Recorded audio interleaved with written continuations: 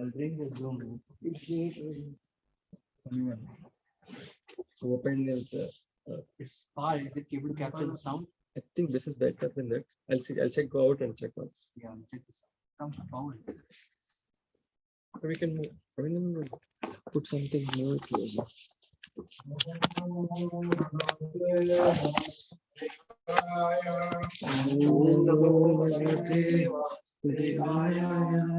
Om Namo Bhagavate Vasudevaya. Om Namo Bhagavate Vasudevaya. Om Namo Bhagavate Vasudevaya. Om Namo Bhagavate Vasudevaya. Narayanam Namastritya Naram Chaiva Narottamam Devim Saraswatim Vyasam Tato Jayamudirayat Nashtaprayeshu Vatleshu Nityam Bhagavata Sevaya Bhagavati Uttama Shloke Bhakti Bhavati Naistiki Krishnaya Vasudevaya Devaki Nandanaya Cha Nanda Gopakumaraya Govindaya Namo Namaha. Om Ajnana Timirandasya Jnananjana Shalakaya Chakshurunmilitam Yena Tasmai Shri Gurave Namaha.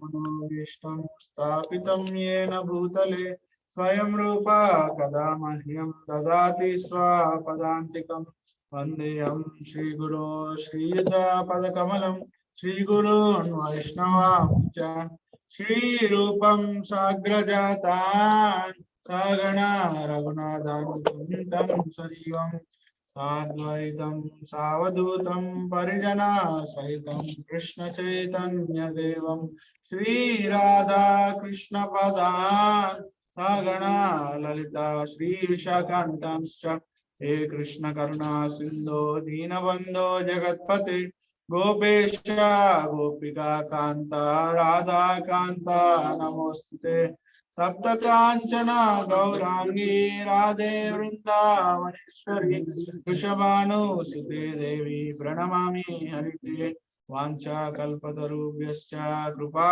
Sindhubhya Cha Patitanam Pavanebhyo Vaishnavebhyo Namo Namah.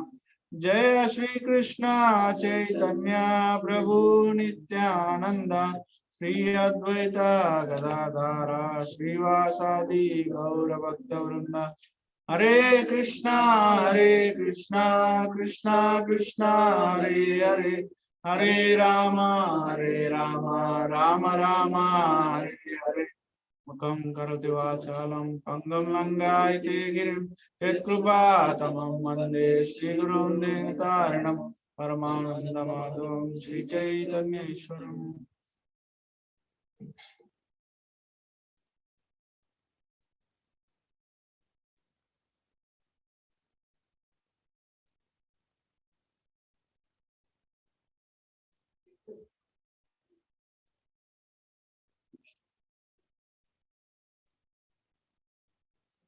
You're reading from Krishna book, chapter 2.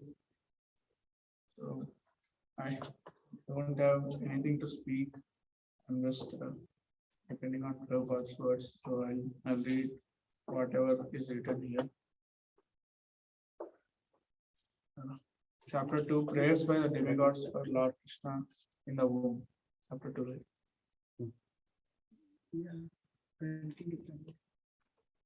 King Kamsa not only occupied the kingdoms of the Yadu, Bhoja, and Andhaka dynasties and the kingdom of Shurasena, but he also made alliances with all the other demoniac kings as follows: the demon Pralamba, demon Baka, demon Chanura, demon Trinavarta, demon Aghasura, demon Mushtika, demon Arishta, demon Dvivida, demon Putana, demon Keshi, and demon Denuka.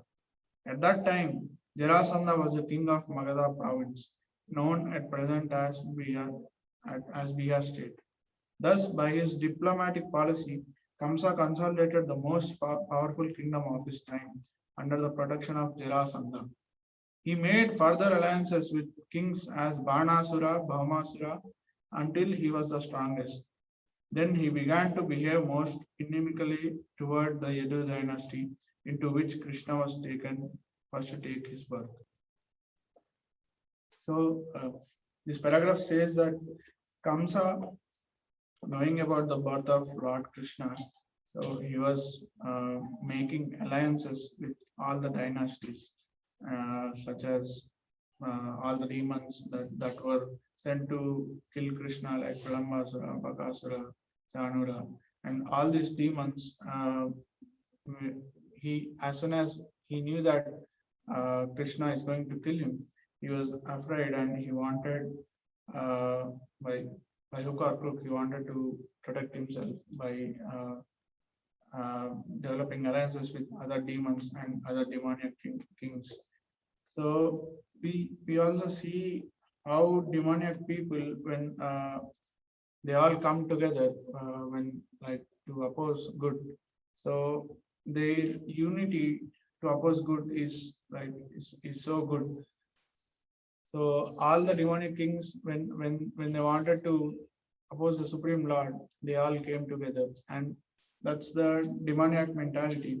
So each of them are like they are very driven by their own motives, and to fulfill their own motives, thinking that by interacting or like by uniting with Kamsa on this mission, they would get some benefit for themselves, for some sense gratification.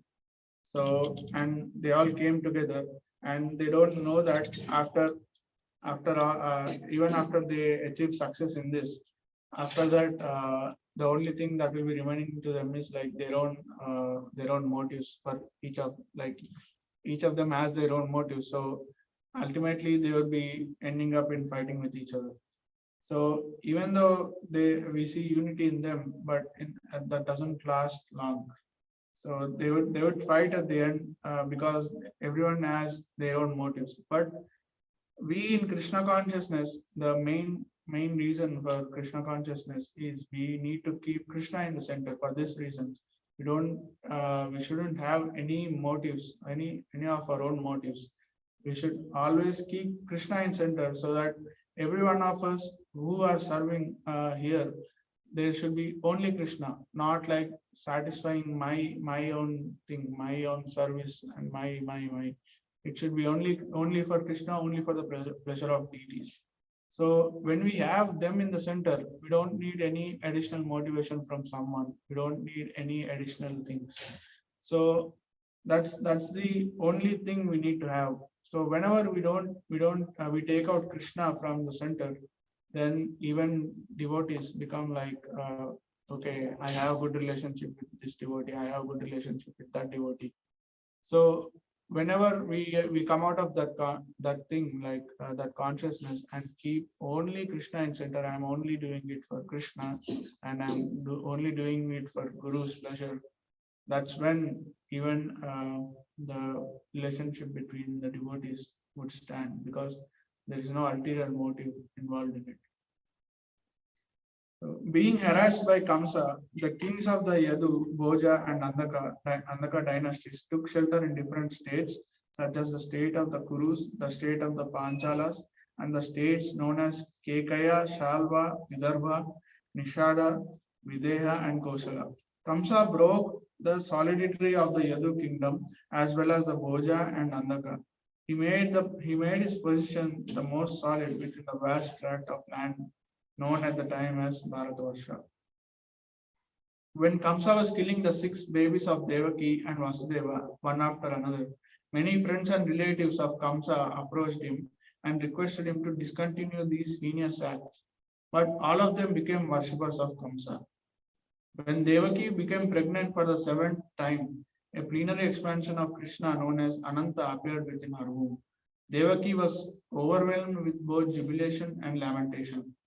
She was joyful, for she could understand that Lord Vishnu had taken shelter within her womb, but at the same time she was sorry that as soon as her child would come out, Kamsa would kill him.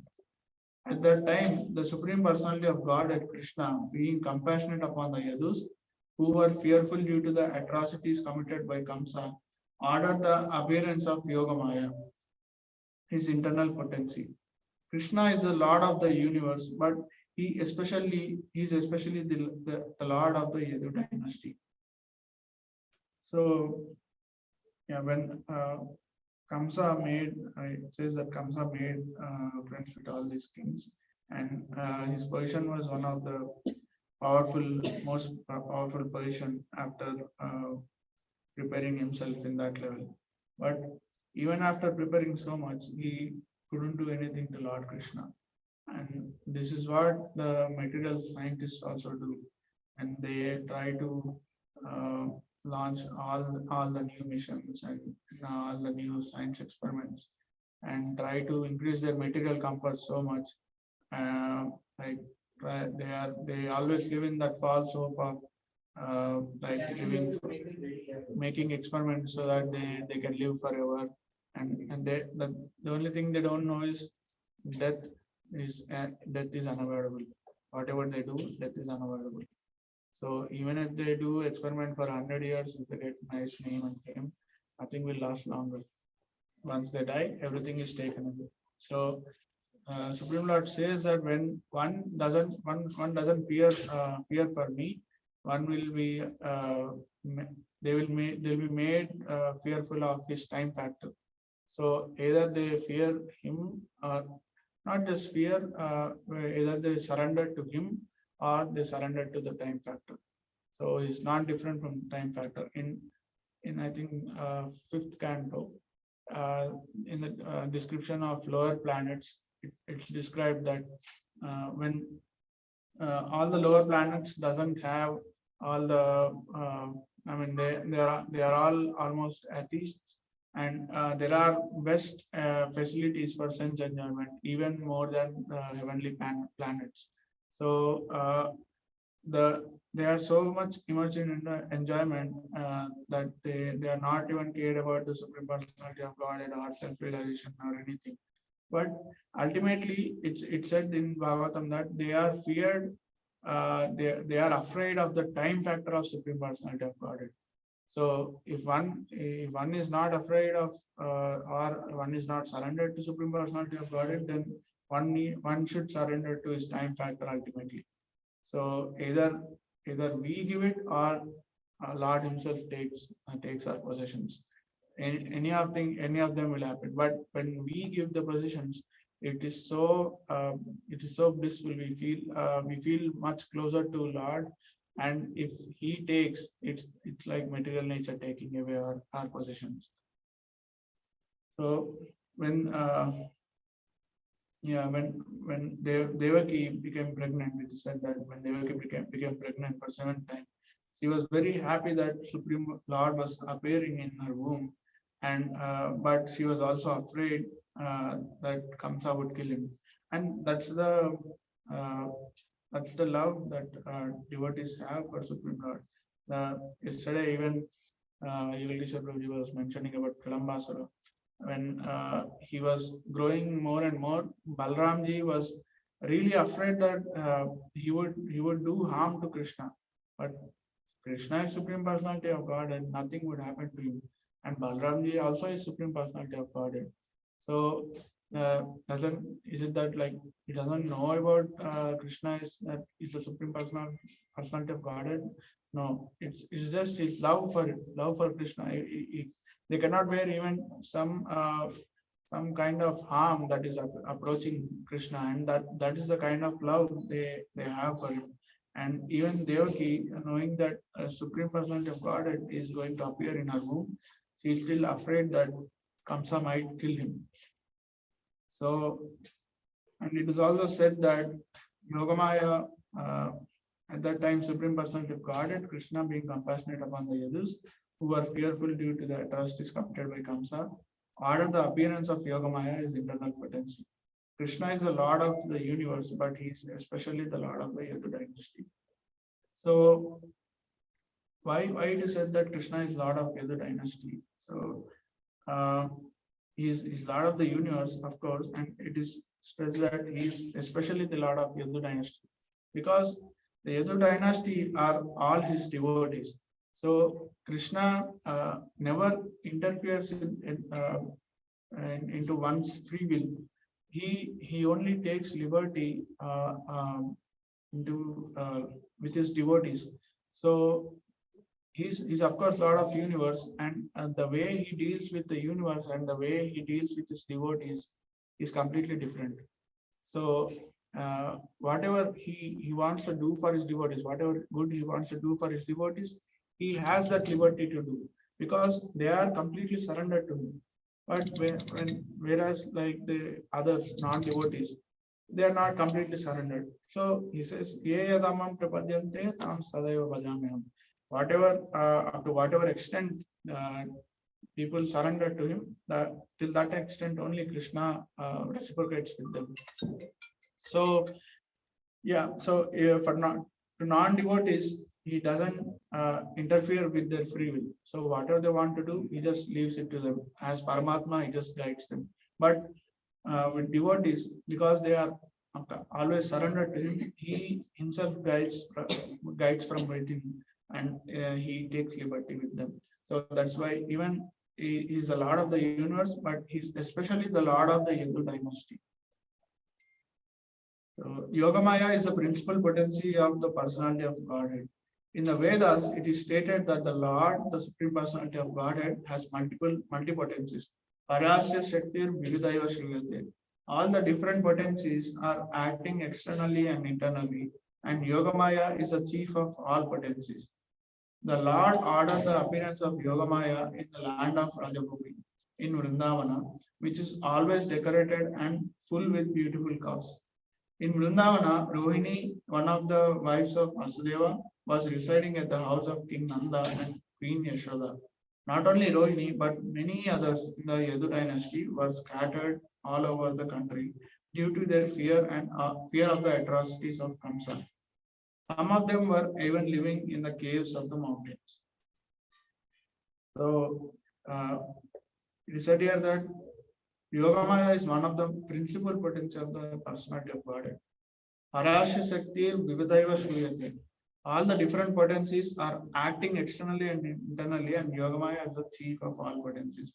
So, in Lord has multi-potencies. There are many energies that Lord has, but Yogamaya is the principal potency. And Mayavadis and impersonalists doesn't even know that Lord has multiple potencies, and out of foolishness, they think that Krishna is controlled by Maya. I mean, such foolish nature is theirs. And even in Bhagavad Gita, it is so explicitly mentioned here. But still, they themselves are bewildered by Maya, and they think that Krishna is bewildered by Maya. The Lord thus informed Yogamaya, under the imprisonment of Kamsa are Devaki and Vasudeva, and at the present moment, my plenary expansion Sesha is within the womb of Devaki. You can arrange the transfer of Sesha from the womb of Devaki to the womb of Rohini. After this arrangement, I am personally going to appear. Jai Shri Radha Gopal, Jai Shri Shintai.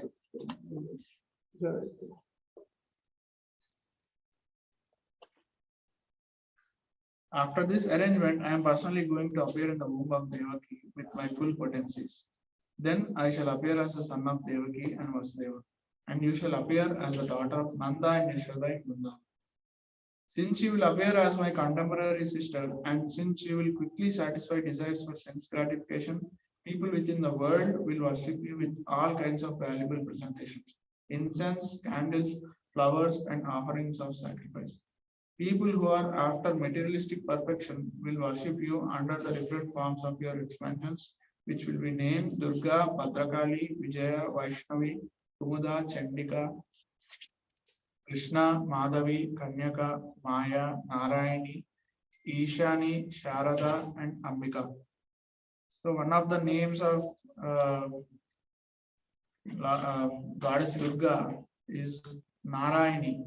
So she is the sister of Narayana, and she is also called Vaishnavi. So even after hearing this name, they don't understand that goddess Durga is not the ultimate goddess. She herself is a Vaishnavi, and the Shaktas or who's that? Smartas. They consider that she is the Amma. That's what they say in Telugu. So, yeah, but Krishna is the origin of everything as per Brahma Samhita. Krishna and Yogamaya appeared as brother and sister, the supreme powerful and the supreme power. Although there is no clear distinction between the powerful and the power, power is always subordinate to the powerful. Those who are materialistic are worshippers of the power, but those who are transcendentalists are worshippers of the powerful. Krishna is the supreme powerful and Durga is the supreme power within the material world. Actually, people in the Vedic culture worship both the powerful and the power. There are many hundreds and thousands of temples of Vishnu and Devi, and sometimes they are worshipped simultaneously. The worshipper of the power, Durga, or the external energy of Krishna. External energy of Krishna may achieve all kinds of material success very easily, but anyone who wants to be elevated transcendentally must engage in worshipping the powerful in Krishna consciousness. So Durga is mentioned here as a power and Krishna is mentioned as a powerful. Prabhupada is saying that powerful and the power is always subordinate to the powerful because power is controlled by the powerful. So and they actually we worship both powerful and the power. But what materials do? They only want power. So just like Prabhupada says, just like Ravana wanted Mother Sita from just Mother Sita, different from Lord Ram. He didn't want to surrender to Lord Ram. He just wanted Mother Sita. So when we just want Mother Sita, like Lakshmi Devi, or when we just worship Durga, it acts as material energy. But when we worship the power of Lord as like along with Lord, we just worship Lord along with the power, then that becomes Lakshmi. And we also worship the supreme power along with the powerful, but we worship the power as Radharani. So Radharani is the most merciful and origin of all the expansions of the Shakti. So, and yeah, not knowing this, the materialists only driven by the material motives. They just worship goddess Durga, and not knowing the higher power, which is Radharani, and they don't even take up to that level of worship because their intelligence is very is up to the level because they are completely driven by the material motives. The Lord also declared to Yogamaya, my plenary expansion Anantasesha is within the womb of Devaki. On account of being forcibly attracted to the womb of Rohini, he will be known as Sankarshana and will be the source of all spiritual power or Bala, by which one can attain the highest bliss of life, which is called Ramana. Therefore, the plenary portion of Ananta will be known after his appearance either as Sankarshana or Balarama. In the Upanishads, it is stated, Nayamatma Balahinena Labhya. The purport is that one cannot attain the supreme platform of self-realization without being sufficiently favored by Balarama. Bala does not mean physical strength. No one can attain spiritual perfection by physical strength. One must have the spiritual strength which is infused by Balarama or Sankarshana. Ananta or Sesha is a source of the power which sustains all the planets in their different portions. Materially, this sustaining power is known as the law of gravitation, but actually it is a display of the potency of Sankarshana. Balarama or Sankarshana is the source of spiritual power or the original spiritual master. Therefore, Lord Nityananda Prabhu, who is also the incarnation of Balarama, is the original spiritual master. And the spiritual master is the representative of Balarama, the form of the Supreme Personality of Godhead, who supplies spiritual strength. In the Chaitanya Charitamrita, it is confirmed that the spiritual master is the manifestation of mercy of Krishna. Thus, ordered by the Supreme Personality of Godhead, Yogamaya circumambulated the Lord and then appeared within this material world according to his order. When Yogamaya, the supreme power of the supremely powerful personality of Godhead, transferred Lord Sesa from the womb of Devaki to the womb of Rohini, both Devaki and Rohini were under Yogamaya's spell, which is called Yoga Nidra. When this was done, people thought that Devaki's seventh pregnancy had been a miscarriage.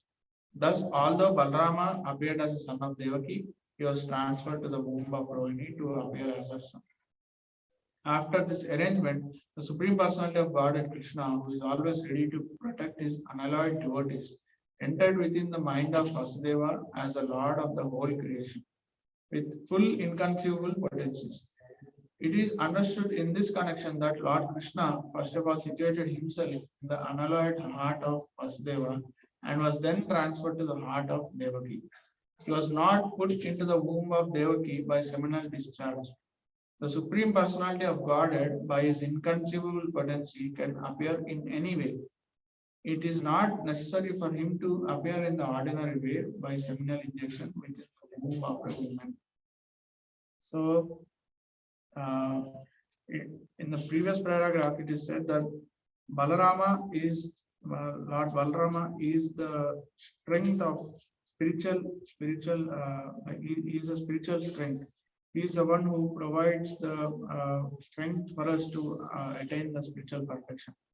And it is said in this paragraph that Lord Krishna appeared within the mind of Vasudeva and then transferred into the womb of Devaki. So he didn't appear through the seminal discharge as he didn't appear as a normal people take birth in the womb of one's mother through seminal discharge. This paragraph itself says that he's not subjected to the material laws. He didn't appear as per defined in the material laws. He appeared in the mind of Vasudeva and then transferred into the womb of Devaki. So he appears and he appeared only when all the impurities were killed in the womb of like impurities were killed in Devaki. So even for us, when only when we don't offend devotees or when we come out of the six imperfections, that's when Krishna will be appearing in our heart. He himself will appear in our heart, and that's the only time when we can see we can have complete reciprocation with Lord Krishna without any obstruction. So till that time, those impurities or those offenses or whatever mistakes we make in the devotion service, all the anarthas, that will be blocking us. Because when we approach Krishna, we ourselves, it doesn't feel good when we stand in front of him in Mangalarti or when we are taking darshan. We ourselves are filled with like shame and regret for doing that, because all the devotees are non-different from Krishna. When we are offending the devotees, we are just offending Krishna himself. So yeah, it's we sometimes by making these offenses, we become so habituated that we don't even realize that we are committing offenses, and the speaking of us turns into vacho vedam. So whatever we speak is just that just creates nonsense to others. So that is the power of offenses. We don't even realize that we are committing offenses when we start committing them, and even we don't feel like standing in front of Krishna because we are ashamed that we are offending his devotees, who are non-different from him. So when they feel bad, all the devotees, whatever Krishna says, patram pushpam phalam toyam, even if they offer little fruit, water, leaf, or patram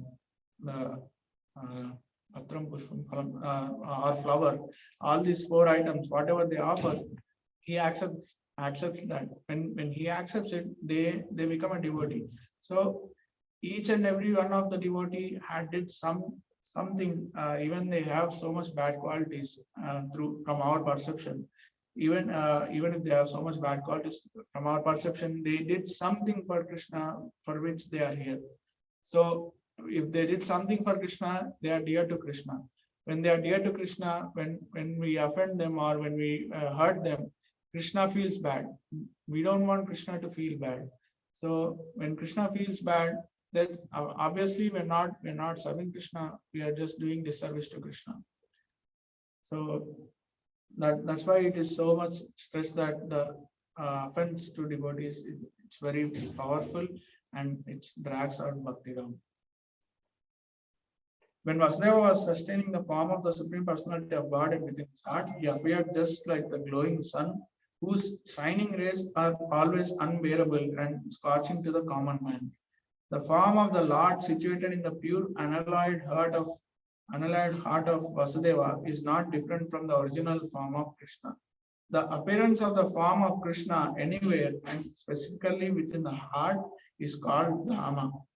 Dhamma refers not only to Krishna's form but also to his name. To his name, his qualities, and his paraphernalia. Everything becomes manifest simultaneously. So this applies to us also. Whenever we are out of our anarthas, whenever we stop offending or we are out of pride, and whenever we become humble and apply the third Sikshashtam prayer, Trinadapisanichena Tarulapisarishna, Amanina Manadena, Kirtaniya Sadari. So Amanina Manadena, we don't expect respect from others, but we respect others. So when we do that, we are in the mood of giving something to others, not in expecting something from others. So when we are in that mood, we gradually progress into giving in all aspects. So if we practice in one aspect, we develop that in all aspects. So when we are in the giving mood, then we give everything. We are in giving mood of everything, and even respect to others, and finally even Krishna to others. And when we give Krishna to others in that mode, that's when we are transferring Krishna in a pure state. So when all these things happen, what happens? Krishna himself appears in our heart as he appeared in the heart of Vasudeva. So then our heart becomes a Dhamma. So that should be our goal. Like when we want Krishna to be present in our heart. So when we call Krishna, it is said that when we chant the holy name, Krishna himself comes and cleans our heart. Vidunoti Sutsatam. So he himself comes and cleans our heart, and he sits there.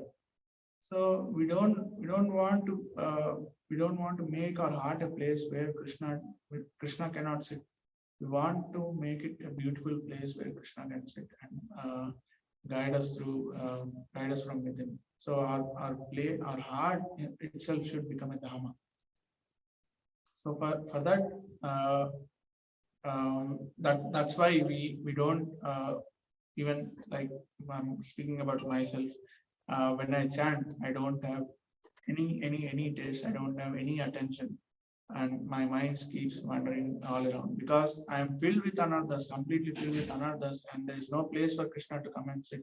Even if he sits, I am throwing I am dumping all the nonsense thing again on him to clean. So what's the point of Krishna coming and sitting in my heart? So thus the eternal form of the Supreme Personality of God and with full potencies was transferred from the mind of Vasudeva to the mind of Devaki, exactly as the setting sun's rays are transferred to the full moon rising in the east. Krishna, the Supreme Personality of Godhead, thus entered the body of Devaki from the body of Vasudeva without being subject to any of the conditions of an ordinary living entity. since Krishna was there, it is to be understood that all his plenary expansions such as Narayana and incarnations like Lord Narasimha, Varaha were with him, and they also were not subjected to the conditions of material existence. In this way, Devaki became the residence of the Supreme Personality of Godhead, who is one without a second and the cause of all creation.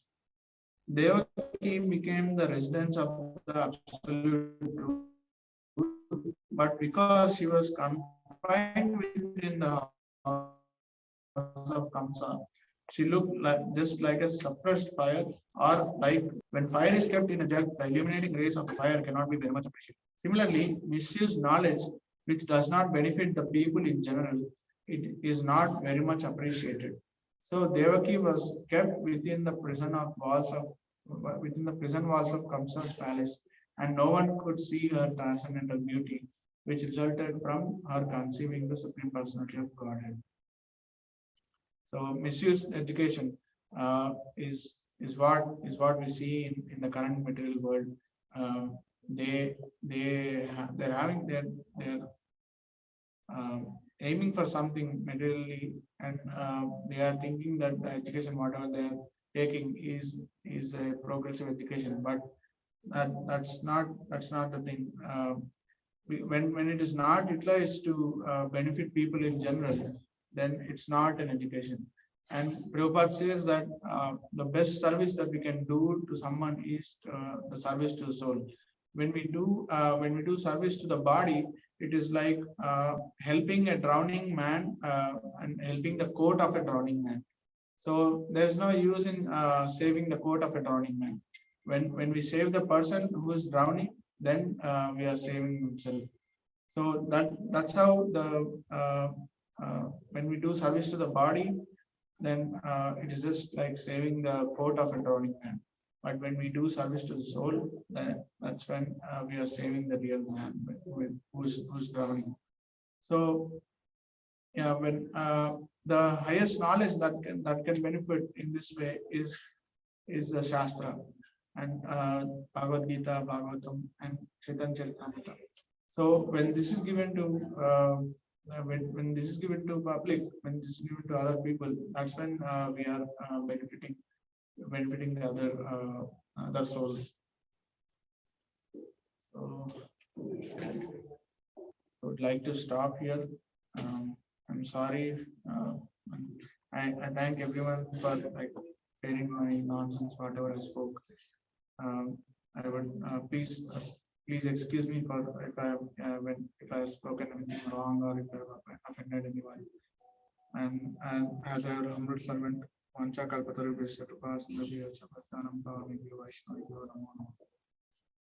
and if anyone has any comments online or here, please you can feel free to share it.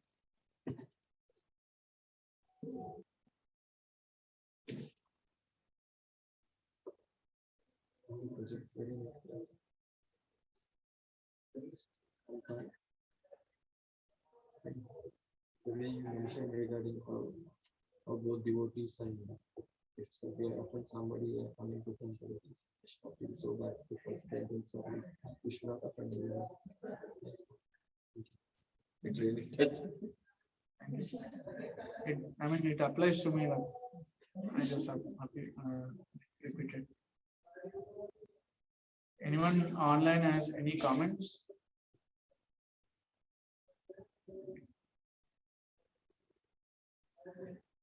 Okay, you can end it here. Thank you very much for your patient audience.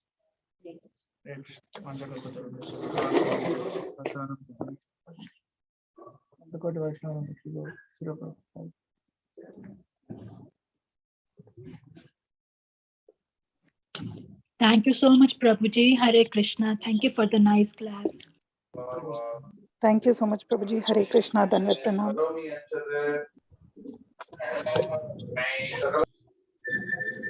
Mataji is audio. Prabhuji, Hare Krishna. Ashima,